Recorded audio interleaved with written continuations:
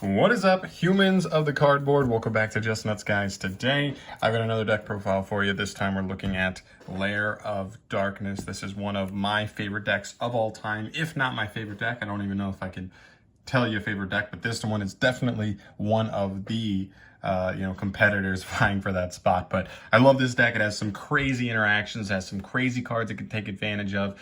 And I actually have an update. I feel like my last couple updates have been very similar deck lists with like very small changes to like the trap lineup. But this time I actually think I have like some new spice that's kind of nice. And hopefully you guys appreciate that, because I do think it adds extra consistency slash power to the deck. So without further ado, let's get into everything here. So we are playing a going first variant. If you win the die roll, we are opting first. But the deck naturally has ways to go second, right? LAIR is such a scary card to anybody because it means if you have Arima, Lilith, or Super Poly in hand, your opponent needs to shit their pants. So they almost like have to shotgun negate LAIR of Darkness. Otherwise, they could be in extreme threat of just like having their entire board broken in one fell swoop. So like that's actually really strong. Okay, but starting off the deck into the monster lineup, let's start off with the level 3 Dark Fiend package, because we are playing Ties of the Brethren. I think if you're playing a going first build, you gotta play Ties, but this is the lineup here. 3 copies of Lilith, 3 copies of Tour Guide, 1 Sangan, 1 Skarm. The idea here is that after a Ties of the Brethren, you want to end up with a combination of Lilith, Sangan, and Skarm on the field. Obviously, Skarm will pop itself. Sangan will then be there to tribute off of Lilith to get a Search of a Trap card. And then Sangan searches you either a hand trap or a follow-up, but usually it's a hand trap if you're resolving Skarm as well on end phase for another follow-up as well. So you just get like so much value off of just resolving Ties plus any level 3 Dark Fiend that you can sometimes win a duel just off of those 2 cards. It's actually crazy. So definitely like this lineup. I've sometimes considered the second Sangan, because sometimes in grind games you end up like just searching Tour Guide and going into it turn after turn. Kinda, and Sangan would be nice to be able to continually search hand traps or continually search other monsters in the deck, but for now, I think this is a pretty healthy lineup for the level 3s. I can show you at the end too, real quick, just the basics of the like Ties of the Brethren play. Then for the level 4 package, because that's one of the changes, is I do have a level 4 package. I'll show part of it here, and we'll show part of it later on.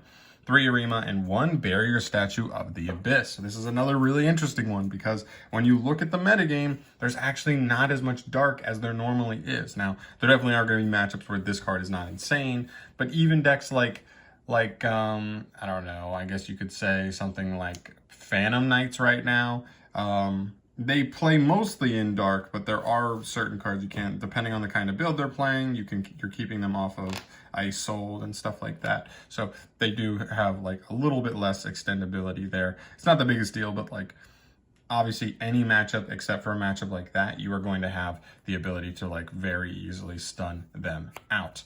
And then you have Arima, which he can discard himself to add LAIR of Darkness, or he can actually just be a solid normal summon on field, because he tributes a dark monster to either draw a card, or if you tributed something other than himself, you actually can add any dark monster with 2,000 or more defense. We have a very, very cool target in here to take advantage of that, because we're playing 1 more Dark Fiend. We'll get to him in a little bit, but long story short, you resolve this, you end on this, you contribute the other one to get an add of the new monster, and I will show you that in just a sec. 1. Amazement Administrator Arlecchino. This card has such awesome synergy. If you're playing the control variant of this deck, you're playing a decent amount of traps as is. So this card, just hard drawing it can be live very easily.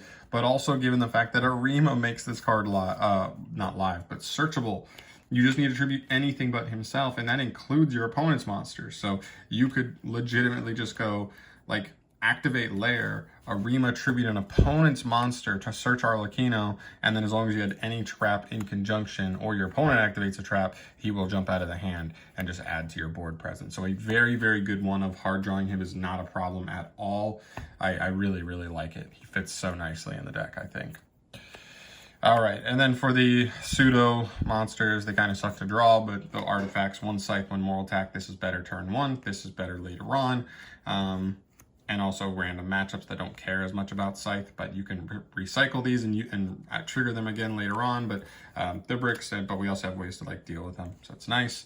And then for the hand trap lineup, 1 Ash Blossom, 1 Effect Veiler, 1 Drolling Lock, and 1 Skullmeister. Okay, so long story short, when you're doing your ties play with Sangan, he can search any monster with 1500 or less attack, but you cannot activate its effects for the rest of the turn. So all 3 of these are search targets for Sangan. If you're playing against anything unknown, you're probably grabbing Ash. If you know you're playing against something like Tri-Brigade, Veiler's probably the best option. Or if you're playing against something like Drytron, Droll is probably the highest impact hand trap there. And then you have Skullmeister, which can't be searched off Sangan, but he is a level 4 Dark Fiend. So just by playing 1 copy of him, it does make the Barrier Statue Arima play a little bit extra live. And resolving it's actually pretty good because you're just gonna you're gonna end with Arlecchino in hand, Barrier Statue on field, Arima still on field for next turn, and as long as you opened any trap with that combination, Arlecchino is obviously live, and you are looking pretty good. So the only thing that can make this card better in the deck is if it could trigger from hand or field, because then it would actually be an active disruption on field, but I'm not complaining. I still think he's nice because like if you draw him, he's a hand trap, or he does potentially make your Ties of the Brethren alive if it wasn't already. Very cool. So that is it for the monster. I think there's 19 monsters in the main. Moving to the spells: triple Lair of Darkness, triple Ties of the Brethren, triple Pot of Prosperity, and 1 singular Super Polymerization. 10 spells in the main. We know what LAIR is. I'm not trying to overdo it with copies of LAIR. We have Prosperity, which helps us more than Extravagance or Duality ever helped us find this card. So you more consistently are finding it off of this. So I don't think you need to play Terraforming. You could if you want, but we're already on 45 cards in the main right now. I'm trying to trim that down, but I'm just not exactly sure what I want to do there. Ties is obviously insane. If this card resolves, you have a very good chance of winning the duel. Prosperity is insane because if you have a play but you don't have LAIR, you kind of dig for LAIR. But if you have maybe Ties in hand but don't have like a level 3 or a level 4 Dark Fiend, you can dig for one of those. If you're digging for one of those, you got a very high chance of hitting one. And vice versa. If you have a level 4/3 Dark Fiend, but no Ties, you actually have a decent chance of hitting it off of Prosperity. So I like that a lot. And then you also have Super Poly. As a one-of, it's searchable via 2 different cards in the extra deck. So that's really cool. I don't think you need to max out on it, but I do like having it as a utility removal / searchable, like grindy disruption card. And obviously Lair of Darkness makes this hit any deck in the game. So that's it for the spells. Pretty clean and cut, nothing too crazy. I think if you're playing a hard going first build, I don't think you need to worry about maxing Super Poly. In the main, I do still play the other 2 copies in the side, but yeah, in the main, it just feels like overkill. Then for the trap lineup, for the 3 ofs, 3 copies of Artifact Sanctum, 3 copies of Dogmatic Punishment, and 3 copies of Infinite Impermanence. So this is, pretty self-explanatory, I think. Like Sanctum is like feels like the single most powerful normal trap you can be searching turn 1, as far as like, boom, 1 card. If like all I can do is end on a trap, so if like just open like Trap Trick or just Lilith and nothing else that really works with them, I can at least just go for Sanctum. And then if I scythe my opponent, I've got at least another turn, most likely, if they're playing a regular deck in 2021. And then Punishment is like the, really nice removal card. I think IDP is a card to look at, but I don't think we're in a metagame where IDP is the strongest thing in the world. And then Infinite Impermanence. And this deck doesn't use the extra deck, like, rarely at all. I mean, you can, you do, but like you're not hinging on the extra deck. And then Imperm, so this is already just like a going second hand trap, but also it pairs with Arlecchino, and also it's just negation. If you look through my trap lineup and also my monster lineup, like I really don't have much negation going on. The deck specializes in removal, not necessarily negation, so it's nice to have a card that actually does have like on-field negation, so I definitely appreciate that. Then for the 2 ofs, 2 Amaze Attraction Horror House, 2 Heavy Storm Duster, and 2 Back to the Front.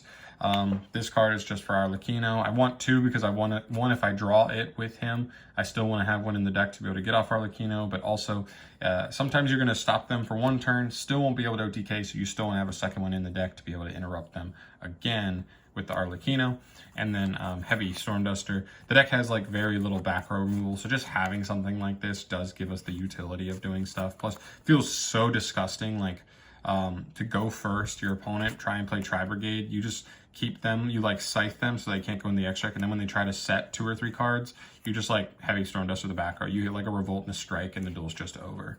So that feels really, really strong. And then back to the front, this card gets you back your Scythe, your Moral Tack, something like a Rima, something like a Lilith, something like Sangan or Skarm for like grindy searches. You can even, if you end on this, but also have back to the front, if your opponent just goes battle phase and beats over because they're not playing a dark deck, after normal summoning, you can just, in main phase 2, back to the front, the barrier statue, and they still won't be able to do anything with the rest of their turn. So that actually can come up. You can also bring back Arlecchino as well. And then obviously extra deck stuff, potentially if it's not a link, but very cool.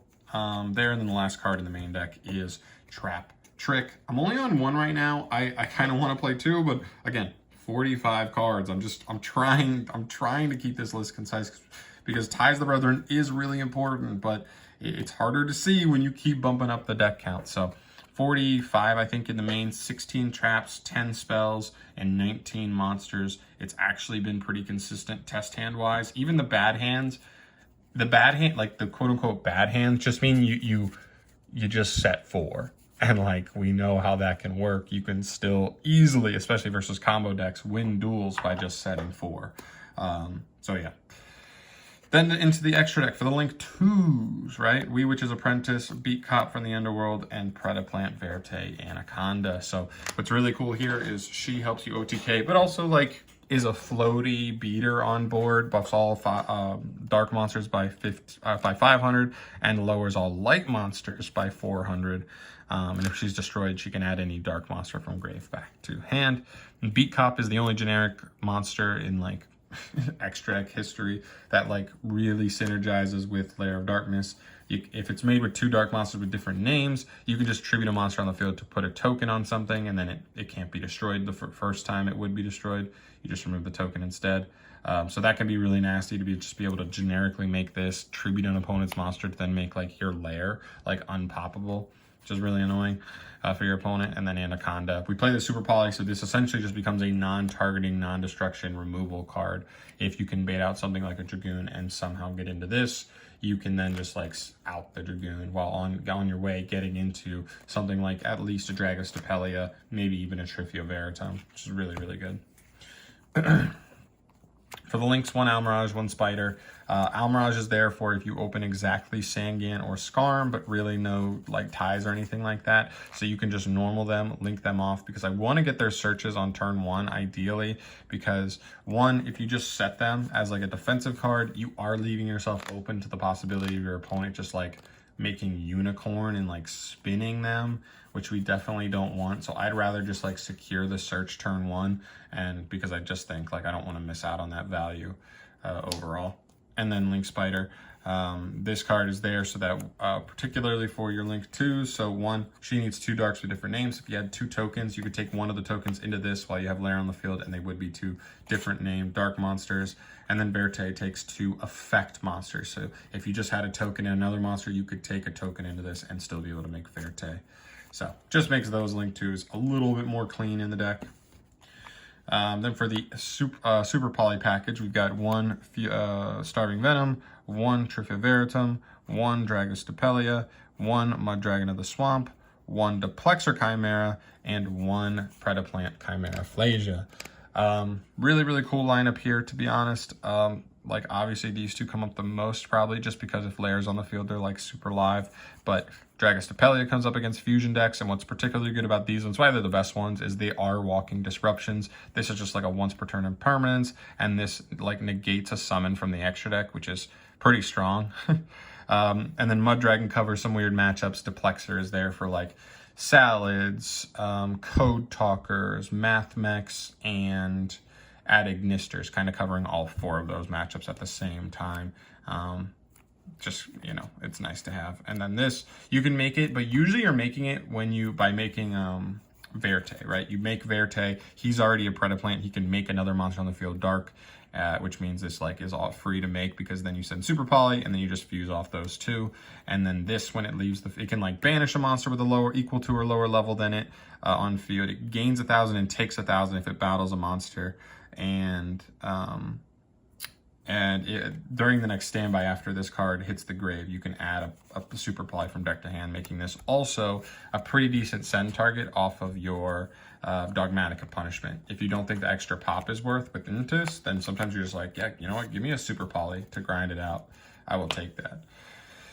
There, speaking of which, double Intus. I don't know if 2 is like fully mandatory, but at least 1 is mandatory, and the other one probably ends up as like a Super Poly banish target most of the time. And then for this, so this is like not exactly what I want. This card's cool because like, you know, 1 out of 20 duels, you might end up with both artifacts on field. But I think overall, what I think is better for the deck is if this was Fortune Tune. Essentially, it's just a rank 3 that can protect itself from being destroyed. And maybe a Downerd Magician, just so you have the potential of going Fortune Tune, attacking into like a defense monster, not needing to detach material to protect yourself, and then overlaying for Downerd, overlaying for Zeus, so that you have double activation potential. But for now, I would say probably play Fortune Tune. I just don't have one on me, but I am picking one up. So at least Fortune Tune Zeus, just so that Tour Guide going second applies more pressure, because it really feels like Tour Guide isn't that strong going second at all. I mean, like, yes, it can scare your opponent if they don't know what the deck is doing, but if they know, then like they don't need to be that scared. And if they're not that scared, then you summon like that, and with no more activations, you're going to get to Zeus, and then your opponent's going to be pooping some pants. So yeah, Fortune Tune here. Maybe try and squeeze in Downer. I'm not exactly sure what I'd try and wiggle. Probably a Super Poly target, but I don't know which one. Could be the second Intus. I don't think you need the second one, but it definitely would be appreciated. So yeah, that is pretty much it for the main and extra. I'm not going to show the side here because I haven't even like taken it to an event yet. So the side is probably like 3 Super Polys, you know, Judgment, a Point of the Red Lotus for going first, and some searchable hand traps off Sangan, like stuff like that. It's pretty simple, but maybe if I do take it to locals and actually top with it, I'll get you like an official like tournament, you know, done, like experienced profile. But for now, this is where I'm at. It feels good. I was so caught up with trying to keep the deck 40 cards before that I never even really delved into the possibility of like the level 4 package. But man, when you're not playing it, it really feels like fairly often you're just going to draw Ties of the Brethren and not draw a level 3 Dark Fiend. And I know Prosperity helps with that, but it doesn't help enough.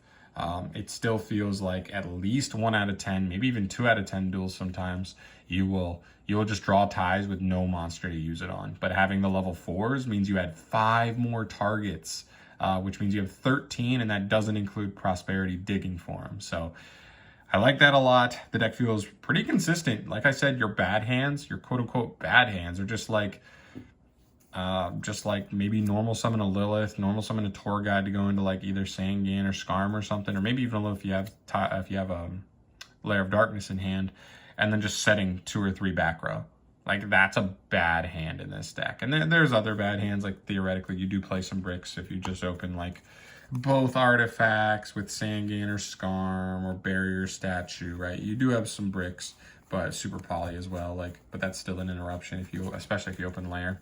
So I'm really not that concerned about it. But yeah, that is my modern day updated LAIR of Darkness deck profile. I think I'm going to take it to locals this week. Hopefully it goes well. So stay tuned if you want to see the vlog on that over the weekend.